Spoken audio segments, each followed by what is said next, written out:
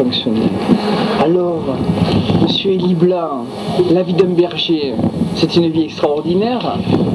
C'est une mauvaise vie, il faut être dur pour la faire. Il ne faut pas compter les heures. C'est vrai ou c'est pas vrai? Ah, il ne faut pas faire 35 heures par semaine. Ah non. Parce que... 24 sur 24, il faut compter. Il faut être passionné. C'est la passion qui le fait faire. Il faut aimer tous les animaux. Il faut aimer les brebis, il faut les voir manger. Maintenant, ils ne voient plus manger, ils mettent les filets, puis ça manque.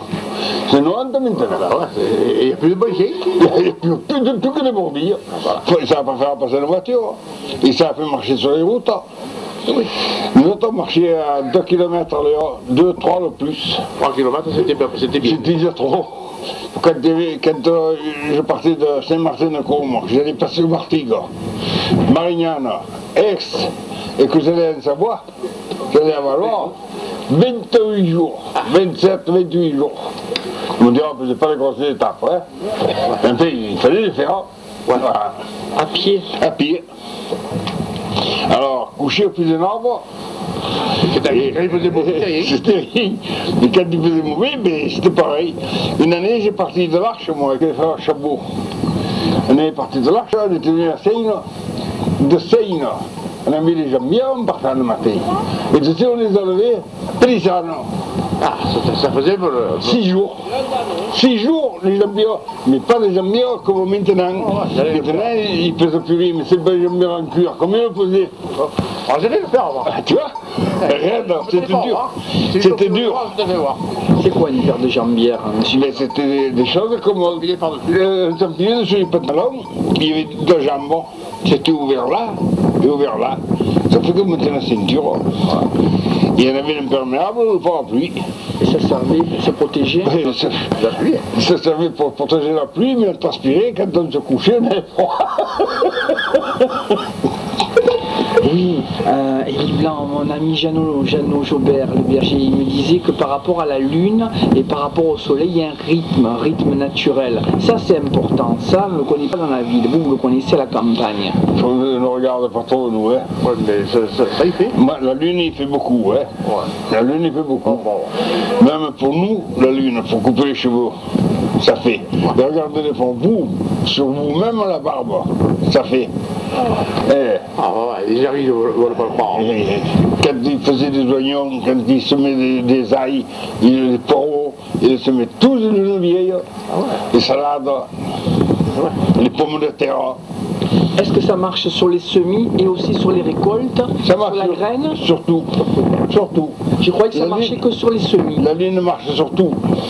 Surtout. Alors les brebis qui ont des années là. Voilà, allez, il m'a enlevé la bouche là. Ma pauvre mère, moi, elle faisait couver les dents par force. Tu te rappelles dans le temps comme il faisait couver les dents? Les dents, on n'en a jamais eu. Ah ouais? Et alors je vais vous expliquer. On faisait des œufs en plâtre. On mettait ça dans une caisse avec un peu de paille, et on les mettait les dents. Et 2 fois par jour, elle les faisait manger. Et le reprenait sa dinde quand elle avait mangé, elle la mettait comme sur les œufs en plâtre. Quand la dinde, au bout de 5 ou 6 jours que l'on couvait, ils y levaient les œufs, ils y mettaient les œufs de poule. C'est vrai. Les vrais. Bon, mais ils regardaient, quand les œufs ils sortaient, que les petits poulets naissent, que la lune soit nouvelle. La vieille, hein?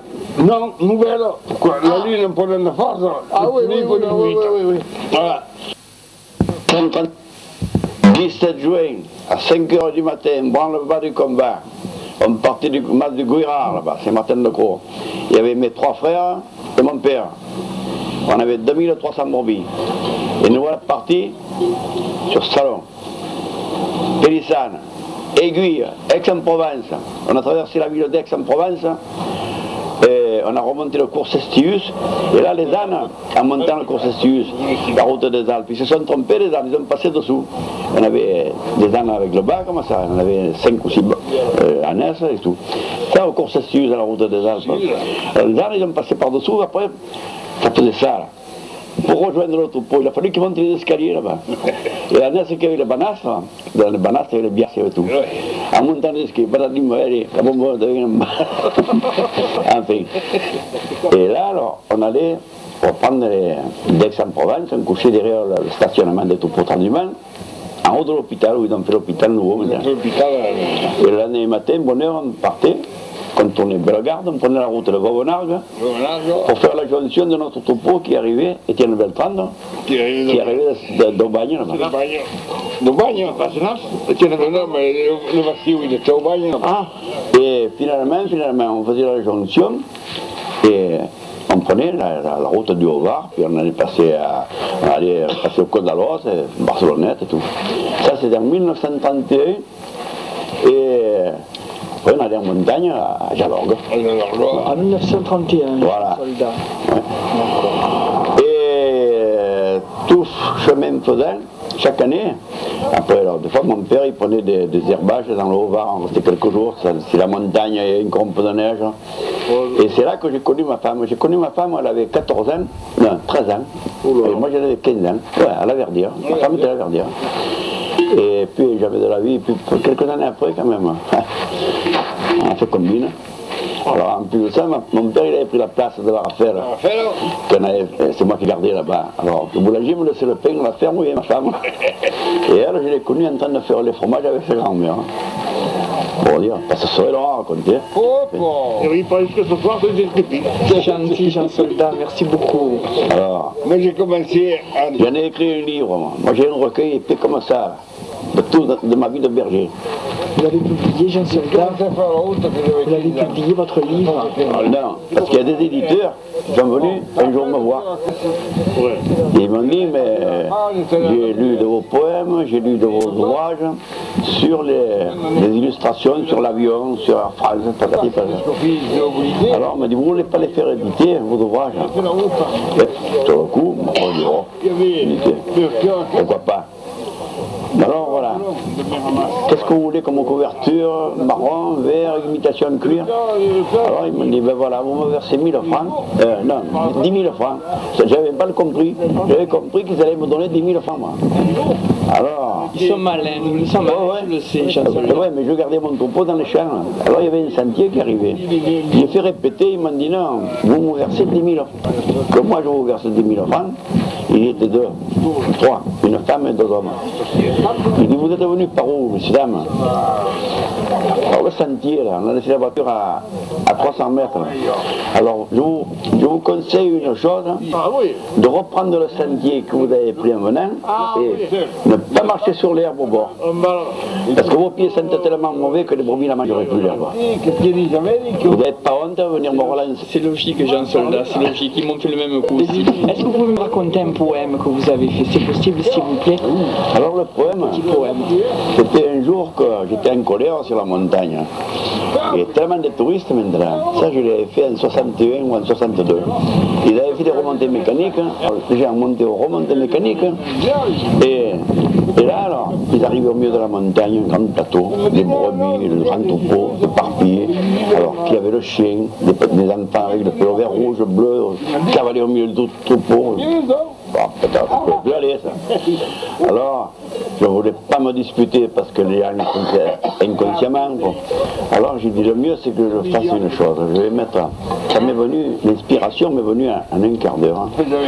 J'ai vite fait ça, j'ai placardé dans la semaine qui a suivi tous les accès des sentiers que nous sur la montagne.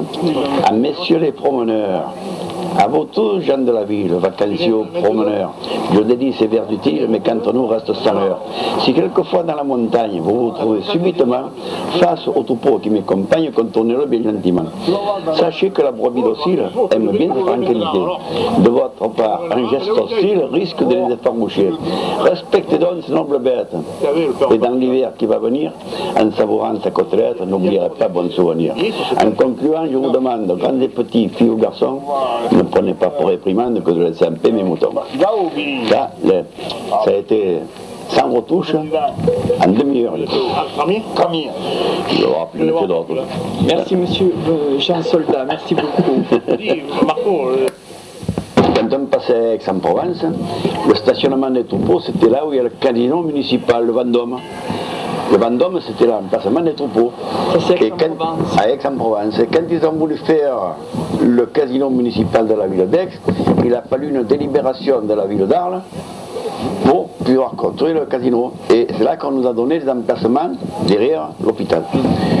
C'était l'emplacement des troupeaux transhumants parce que c'est pas loin des grandes fontaines pour faire voir les bêtes aux fontaines d'Aix. Ça c'est Aix-en-Provence. Aix-en-Provence. Et à Salon de Provence. Alors à Salon, je suis moins bien documenté, mais j'ai toujours entendu dire que la place Morgan, la commune d'Arles, puisqu'il y avait la reine Jeanne à ce moment-là, qui était un peu l'instillatrice de la transhumance et tout, qui avait pouvoir sur la place Morgan et qu'on ne pouvait pas interdire les troupeaux de s'y arrêter. Parce que c'est la commune d'Arles qui avait ou loué, ou ça je ne pouvais pas m'aimer. Elle avait des droits sur la place Morgan. C'est qui avait le droit. C'est là que ça faisait toutes les foires des moutons et tout. Et voilà. Comme à Arles, c'était pareil. Il y avait la foire dessous en rentrant à Arles, à gauche. Et bien entendu, sur tous les trajets de transhumance à pied qu'on avait, on avait des droits de passage de 22 mètres de large. Et moi, une année, je me suis trouvé en transhumance à pied, que j'ai été les derniers à le faire, jusqu'en 75. Et on a voulu nous faire rebrousser le chemin. On s'était engagé. Ah, tu avais passé, toi, à la moto Chalençon. Quand on avait fait 500 mètres, mais elle avait plus de 22 mètres de large, la draille. Et il y avait la place pour passer 3 brebis. Et tout ça avait resserré en labourant les chiens à droite et à gauche, ils avaient resserré le passage. Il arrive des types avec une fourche sur un bâton. Oh, vous allez comme ça, rebrousser le chemin. Oh là là, rebrousser le chemin, mais on ne peut pas. Avec 1500 ou 2000 bêtes, 50 brebis, on pouvait faire demi-tour. Les ânes qui étaient devant, tout, les brebis engagés, les chèvres, les boucs. Alors, le garde champêtre, puis les gendarmes, puis oh là là, quand j'ai vu ça, j'étais station. Elle n'était pas loin du village. Allez, on va à la mairie, à gendarmerie. Alors, on va là-bas, donnez-moi la mairie d'Arles. Je peux expliquer mon cas. Et il dit, hop, dégagez le passage et laissez passer le troupeau. Les dégâts qui seront occasionnés, vous les prendrez sur votre dos, laissez marcher le troupeau tranquillement.